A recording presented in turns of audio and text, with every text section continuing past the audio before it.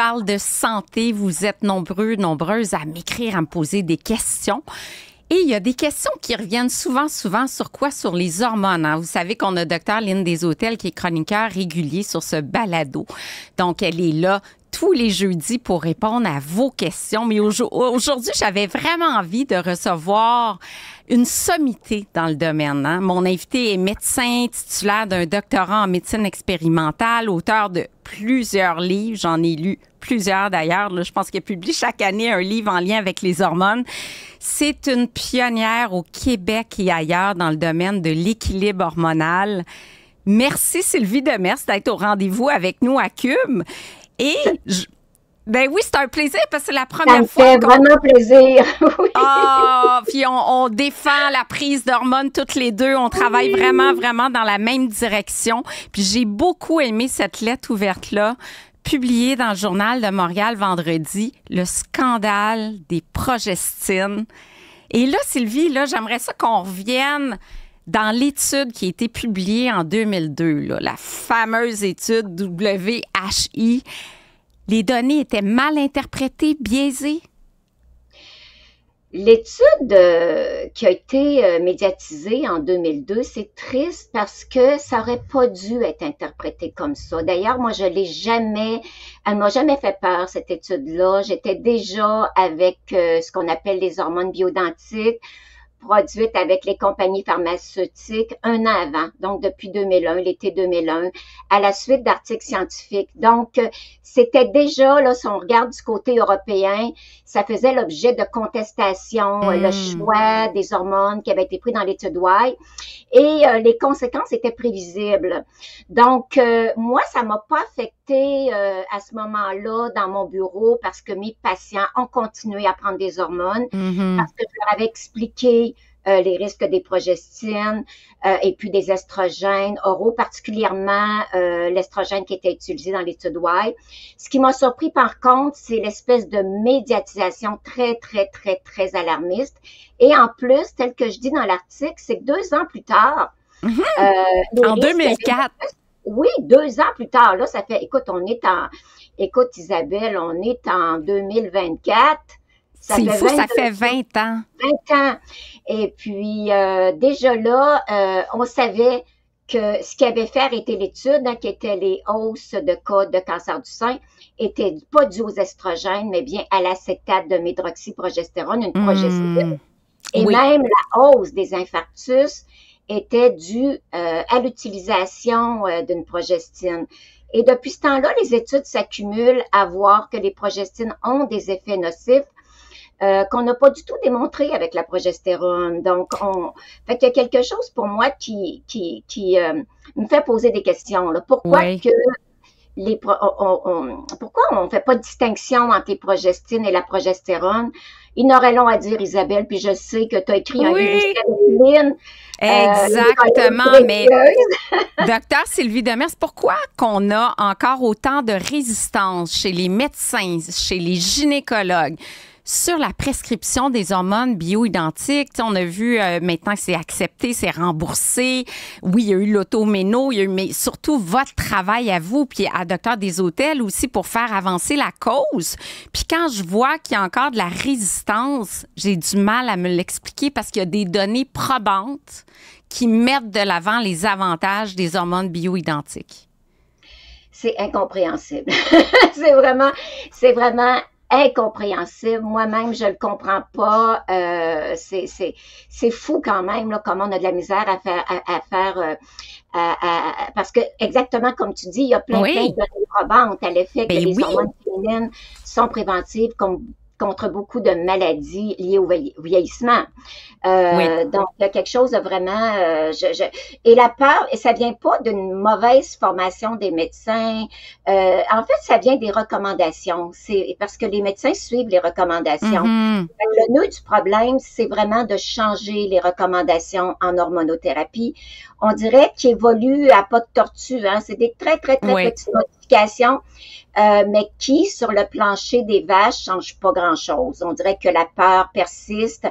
On ne fait pas de différence claire entre les types d'hormonothérapie, ce qui est vraiment une erreur.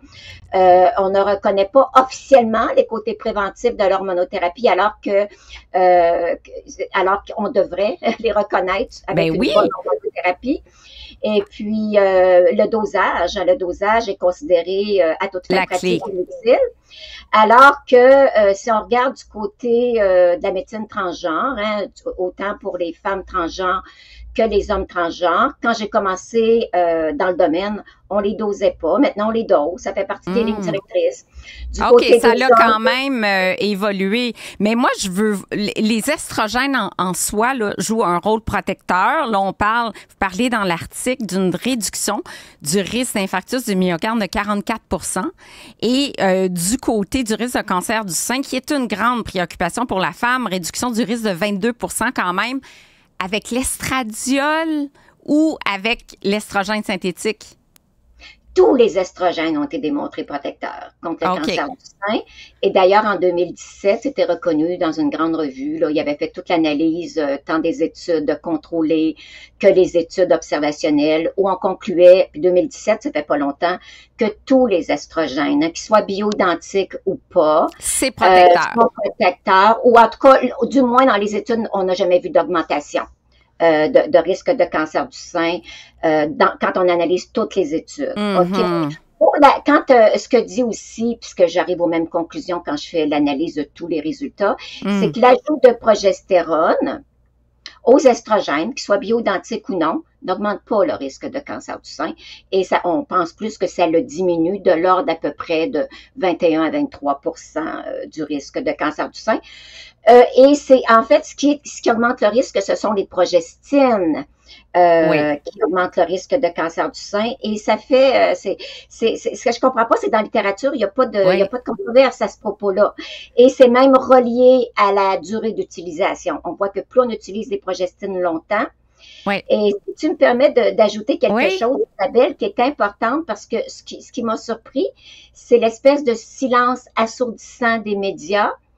C'est que l'année passée, en mai 2023, donc on parle pas de quelque chose là, qui date de 20 ans, c'est qu'on a eu la première étude qui est sortie, une méga étude d'envergure, là, j'expliquerai pas les détails, là, puis aussi des analyses d'études observationnelles, qui voulait analyser le risque de cancer du sein avec les contraceptifs. Encore là, la même conclusion.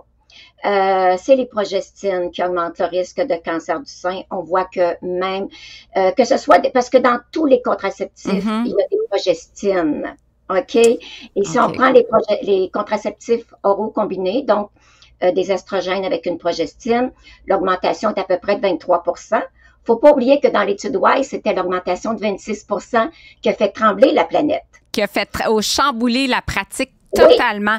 Mais moi, il y a un syndrome, là, le syndrome de déficit isolé en progestérone qui arrive en préménopause chez la femme de 40-45 ans. Ça m'interpelle beaucoup parce que c'est quoi les symptômes? Puis c'est des symptômes qu'on peut associer à toutes sortes de maladies, même de maladies mentales. Ben, en fait, ça peut arriver plus jeune. Quand je parle de 45 ans, c'était l'âge moyen que les femmes arrivaient dans mon bureau. Puis moi, en 2005, j'ai parti une clinique spécialisée en hormonothérapie. Et puis, c'est là que je voyais beaucoup de femmes débarquer à 45 ans, puis qui avaient souffert de nombreuses années, là. Ils m'arrivaient dans mon bureau, puis c'était la catastrophe. C'est quoi les symptômes? Les plus fréquents, parce que ça, en fait, Isabelle, ça peut toucher tous les systèmes. Mais ce que je dirais le plus fréquent, là, ce que je voyais chez les femmes qui ressortaient là, très fréquemment, d'abord, c'était des femmes en majorité qui avaient des cycles menstruels réguliers. OK, ça pouvait être des cycles de 28 jours. Souvent, à la préménopause, ça a tendance après ça à raccourcir. Ça peut aller à 26 jours, à 24 jours, 23 jours. Mais ils étaient réguliers. Et ces femmes-là, quand ils n'ont pas de déficit en estradiol, qui est le principal estrogène, se plaignaient surtout, en fait, d'un SPM augmenté. Ils disaient, irritable. beaucoup d'irritabilité, se reconnaissaient plus. Souvent, vraiment, là, il y avait des histoires assez... C'était pas drôle, là. Ça causait beaucoup de problèmes dans leur vie de couple avec leurs enfants, au travail, etc. On a aussi les femmes mal au sein, évidemment. Il y avait aussi les saignements augmentés, la présence de caillots. Mais il y avait beaucoup plus que ça. L'anxiété.